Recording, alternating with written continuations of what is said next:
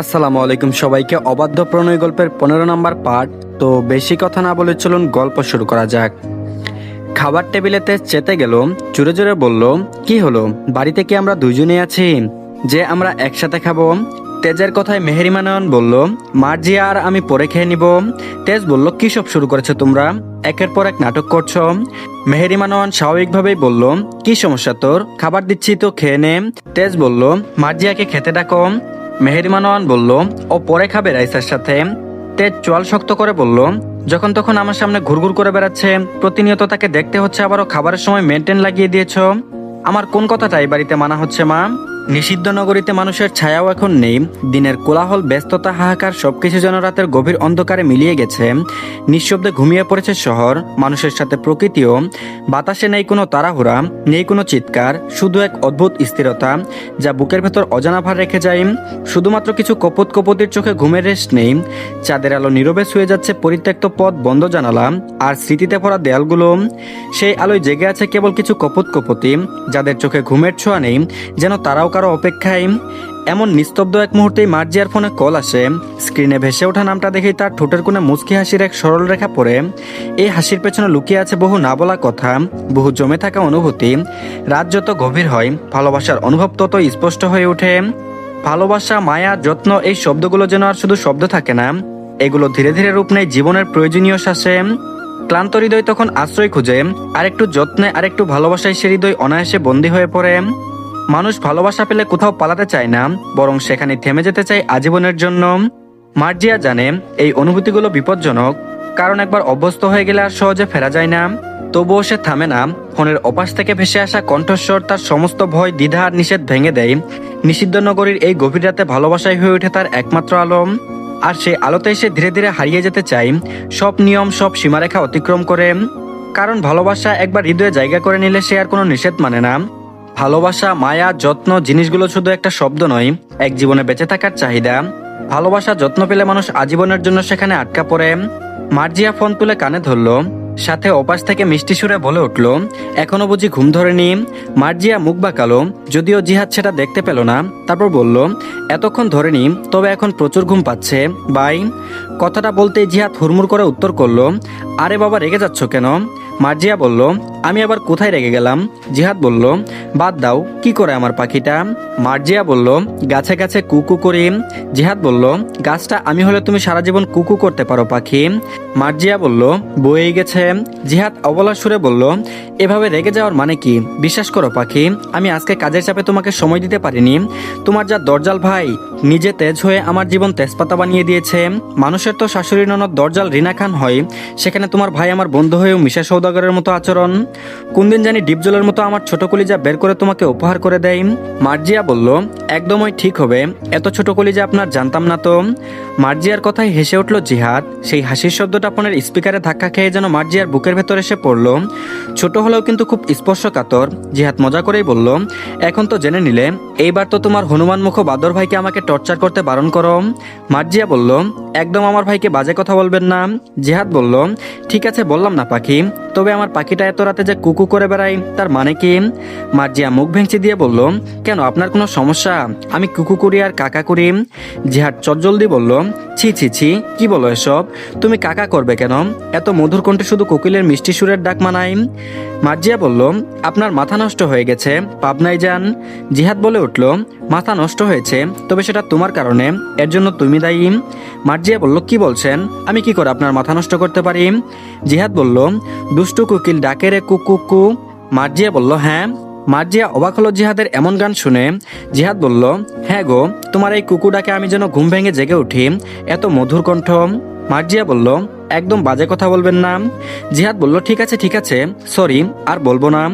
কিছুক্ষণ চুপচাপ নীরবতা চলল।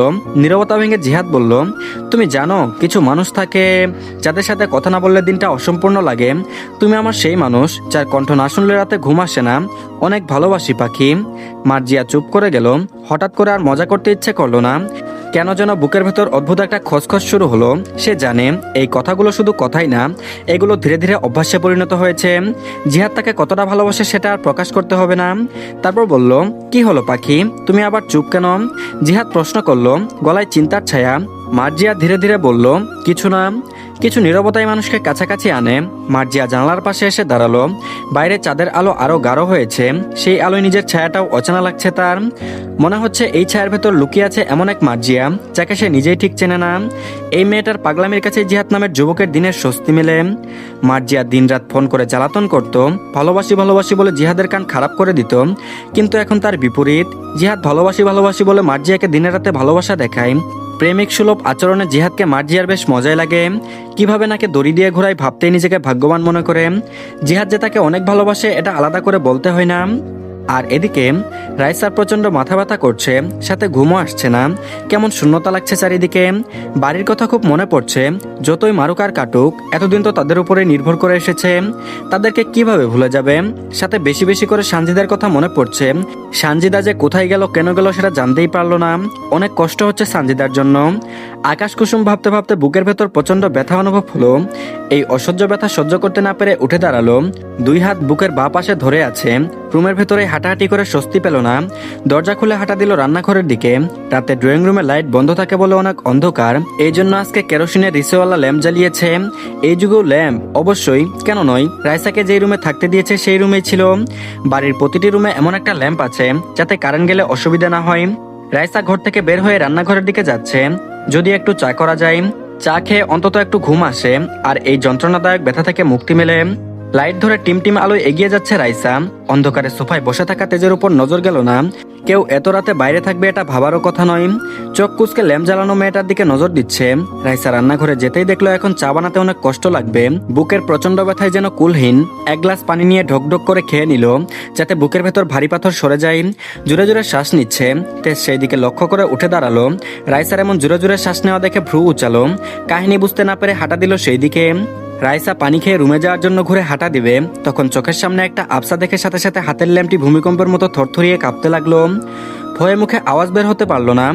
তেজ লাফালাফি করে ল্যাম্পের শিশার দিকে তাকিয়ে সামনে মেয়েটির দিকে নজর রাখলো। এই সামান্য আলোতে রাইসার উজ্জ্বল ভীতিকর চেহারা একেবারে অপরূপা, যেখানে নেই কোনো খাত। দেখতে দেখতে এগিয়ে গেল, লম্বা পুরুষটির কাছে গিয়ে সামান্য ঝুঁকে দাঁড়ালো। এতে করে ল্যাম্পের পূর্ণ আলো দুজনের চোখে মুখে পড়ছে। পুরুষটির চেহারা দেখে রাইসার বুকের ভেতর থেকে আত্মা বেরিয়ে যাওয়ার উপক্রম। এটা তো সেই মানুষ, কিন্তু এই বাড়িতে এত রাতে, তার উপর এখানে রাইসার কাছে কি করতে এসেছে।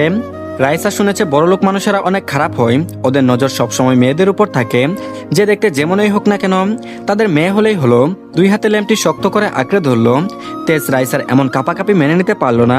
বিরক্তি নিয়ে বলে উঠল, কি সমস্যা, এভাবে কেঁপে যাচ্ছ কেন? তোমাকে কারেন্ট ধরেছে? বেশ কণ্ঠটা ঝাঁঝালো ছিল, যার দরুন রাইসা চমকে উঠল। মাথাটা নিচু করে জিজ্ঞেস করলো, আপনি এখানে কেন এসেছেন? তেজ বলল, কেন, আমার এখানে আসা বারণ? কই, কোথায় লেখা আছে? দেখতে পাচ্ছি না তো। এমন অদ্ভুত উত্তরে রাইসা যেন হতবাক হলো। বাড়তি কোনো কথা না বলে পাশ কেটে যেতে নেবে, তার আগেই তেজ থামিয়ে দিয়ে মুখোমুখি দাঁড়ালো। রাইসার এক হাত তেজের হাতের মুঠোয় বন্দি। রাইসা হাত ছাড়ানোর জন্য মুচড়ামুচড়ি করছে। ভেতরে ফেটে যাচ্ছে তেজের স্পর্শে। এখন তার মান সম্মান হারানোর ভয় যেন অন্তরের গহীনে প্রতিধ্বনিত হয়ে বাজছে। আকুতি ভরা চোখে বলল, দয়া করে আমাকে ছেড়ে দিন, আমাকে যেতে দিন, আমি আপনার কি ক্ষতি করেছি? তেজ অবাক হয়ে বলল, কেন, আমি ধরলে সমস্যা? রাইসা মাথা নাড়িয়ে বলল, আমার হাত ছাড়ুন। তেজ দেখলো রাইসার চোখে টলমলো করছে অশ্রুকণা, ভয়ের থেকেও বেশি সম্মানের আকুলতা। তেজ বেশ জোরে সুরেই ধমকে বলে উঠল, আমাকে ভয় পাচ্ছ কেন? ভয় পাওয়ার মতো কিছু বলেছি আমি? রাইসা এবার চোখের জল ছেড়ে দিল। গলা বেয়ে পড়ছে ঝর্ণাধারা। একটা পুরুষ তার হাত ধরে আছে, এটা ভাবতেই নিজের উপর ঘেন্না আসলো। কেন বাইরে আসতে গেল? না আসলে তো এমন হতো না। পরপুরুষের ছোঁয়া নারীর জন্য বিশেষ সমতুল্য।